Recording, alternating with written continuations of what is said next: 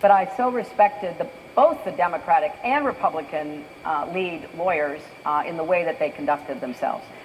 You know, Richard Nixon is in many ways a tragic figure, I think. I think that, you know, there were many things he did that, again, were quite laudatory from my perspective. The Environmental Protection Agency, the Legal Services Corporation. He started a lot of institutions within Washington. He was willing to look at problems and try to, you know, fix them. But he became fixated on his position, his power, his enemies, his adversaries, and that's when he went awry. He went after them. He went after them through burglaries. I mean, you think about it, you know, the Watergate burglars stole paper.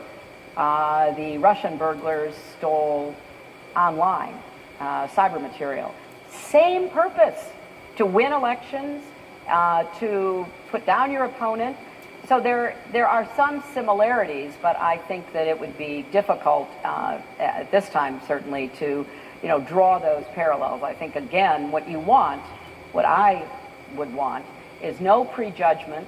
You go with the facts wherever the facts lead you. If you've read Mueller's 2 indictments, which if you're interested, I recommend, because they tell quite a story. They are so precise and they are so detailed. One about the social media interference, weaponization of information by the Russians and their proxies, their bots and their trolls and everybody else, even real Russian agents who were embedded in our country, who were running false news sites and the like. And the second indictment is chapter and verse about the hacking.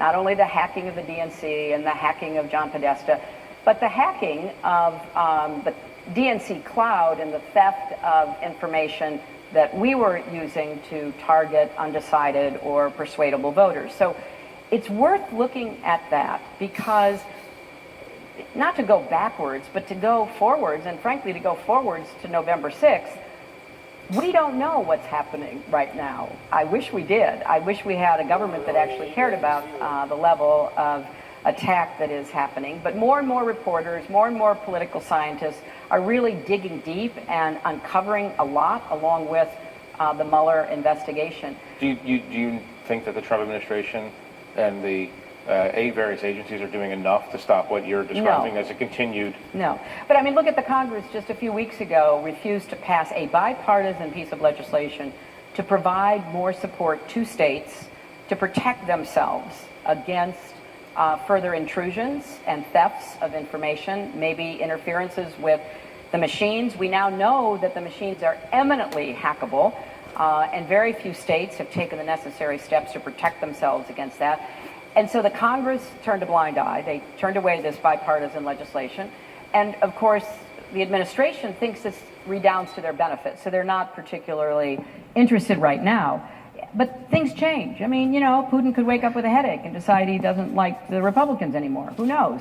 But this is the kind of general threat, this attack on our nation, that should be taken seriously by everybody and should be the number one issue on our national security headline right now. 2 years later, virtually 2 years later, do you believe the formula is as simple as this: Vladimir Putin stole the election from you?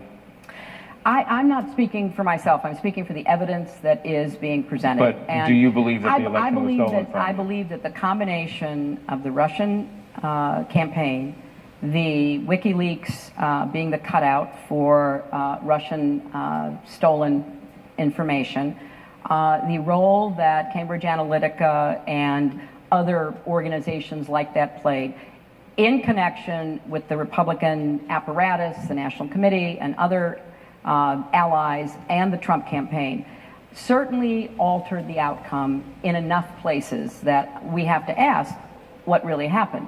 But again, I don't want to look backwards, and I try to say that in the afterword. I try to say two things. Yes, if we ever get to the bottom of this, we will learn even more than we know now, and what we know now is incredibly troubling. There's a new book coming out, I think in the end of the week, by the political science professor Kathleen Hall Jamieson, and in it she goes, boy, deep as you can get into the two different forms of the attack, basically following the Mueller indictments, the social media attacks and the hacking attacks. And she concludes that the hacking attacks had a demonstrable impact on the outcome. That's not me, that's her. And obviously, I didn't even know she was writing it.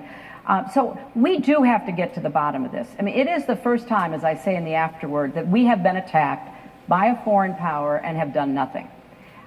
I mean, it would be like, I can't even imagine. I mean, it's a horrible example, but after 9/11, George W. Bush said, well, you know, I don't have time to meet. I don't have time to worry about this. It was terrible. We feel sorry about it. We'll rebuild New York and the Pentagon, but we're not going to worry about it. Well, at a certain point, that's what this is turning into. The evidence continues to accumulate. People in Congress have tried on a bipartisan basis to deal with it, to get more help out there to states and counties, because we have such a decentralized election system. But unfortunately, we're not doing enough, and I can only hope and pray that we don't see a repeat of what happened in the midterm elections. I have one final short question for you, and asking on behalf of a lot of people who asked me this. Your paperback is out. What's next for you? I'm having the best time. I'm doing a lot of really interesting and new things for me. So, for example, and there's a lot of stuff, but I'll just give you one. I read a book that a friend of mine, my good friend Lissa Muscatine, who, along with her husband Brad, owns Politics and Prose, the great bookstore here. She sent me a book called The Woman's Hour by a historian I did not know, a woman named Elaine Weiss. And I read it, and it's about the absolutely concluding fight for the 19th Amendment to give women suffrage in our country, which will be 100 years in 2020. I read it, I was so captivated. I called the author and I said, I loved your book, and the characters just come alive, and it's so hard fought to the very end. It only passed by one vote.